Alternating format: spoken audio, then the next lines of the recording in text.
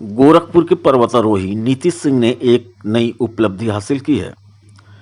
उन्होंने वियतनाम की सर्वोच्च चोटी माउंट फांसपन 3143 मीटर और थाईलैंड की सर्वोच्च चोटी माउंट दोई इथानोन 2565 मीटर पर तिरंगा फहराया।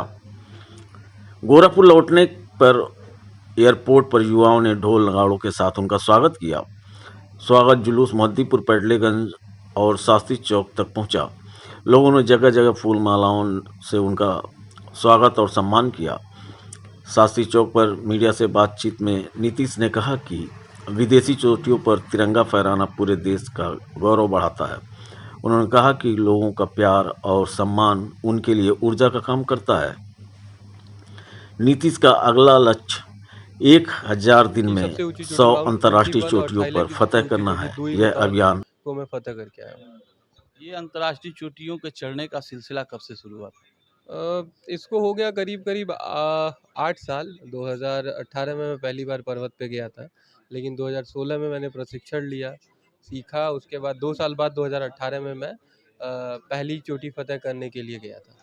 अभी तक कौन कौन सी चोटी फतह किए हैं, क्या क्या उपलब्धि है? अभी तक मैंने 7 अंतर्राष्ट्रीय पर्वतों को फतह किया है, जिसमें अफ्रीका, रशिया, टर्की देश की सबसे ऊंची चोटी, उसके बाद मलेशिया की, उसके बाद अज़रबैजान गया था, बट अज़रबैजान सक्सेस हुआ नहीं।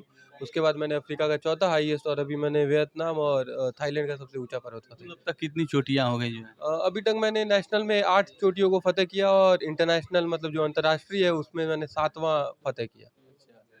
क्या भविष्य की योजनाएं हैं? अभी कितनी चोटियां चढ़नी है? अब ज़िंदगी का पहाड़ चढ़ना है, क्योंकि वो ज़्यादा डिफ़िकल्ट है, और उसी को लेके मेरा प्लान ये है कि अगले 1000 दिनों में मैं 100 देशों की ऊंची चोटियों को फतह करूँ। अच्छा, इन चोटियों को चढ़ने में जो है राज्य सरकार या भारत सरकार की तरफ से कोई जो है प्रोत्साहन राशि या कोई मदद आपको मिलती है?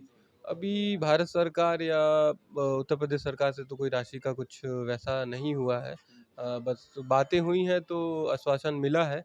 अब आगे फ्यूचर में देखते हैं क्या कैसे आगे बढ़ती हैं चीज़ें। अच्छा, आप जिस खेल में हैं या जिस क्षेत्र में हैं, उत्तर प्रदेश राज्य में इसको लेकर के जो है क्या संभावनाएँ दिखती हैं आपको यहाँ के सरकार की? माउंटेनियरिंग को लेके कुछ चीज़ें मैं बदलाव लाया हूँ। कुछ 7,000-8,000 मीटर पीक्स हैं, उसमें गवर्नमेंट का इन्वॉल्वमेंट आया है, और कुछ और चीज़ें भी हैं जिसमें अभी कार्य हो रहा है। अगले 1-2 महीने में आपको कुछ खुशखबरियाँ और मिलेंगी, जिसको लेके मैं कार्य कर रहा हूँ, तो 1 आध 2 महीने में कुछ और चीज़ें भी मिलेंगी। अच्छा, जो आपके इस क्षेत्र में जो युवा आना चाहे, जो खिलाड़ी आना चाहे, उसके लिए क्या कहना चाहेंगे आप? ये है कि इंडिया में इंस्टीट्यूट्स हैं, और इंस्टीट्यूट्स के वहाँ पे आप लोग जाके ट्रेनिंग ले सकते हैं। ट्रेनिंग लेने के बाद आपको पता चल जाएगा कि आपकी बॉडी कैसी है, और सारी चीज़ें। उसके बाद फिर आप इसमें आगे आगे अच्छा कर सकते हैं। क्या सुधार की गुंजाइश है अभी? और सजेशन देना चाहें सरकार को या सरकार से कुछ माँग करना चाहें इस खेल के विकास के लिए?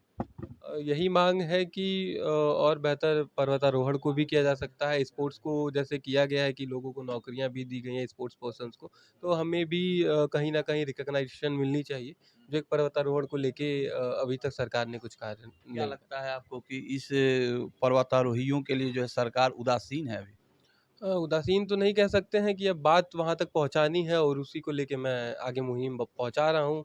और अभी माननीय मुख्यमंत्री जी से भी मैंने चर्चा की थी इस बारे में, तो माननीय मुख्यमंत्री जी ने कहा था आप फतह करके आइए, उसके बाद इस पे और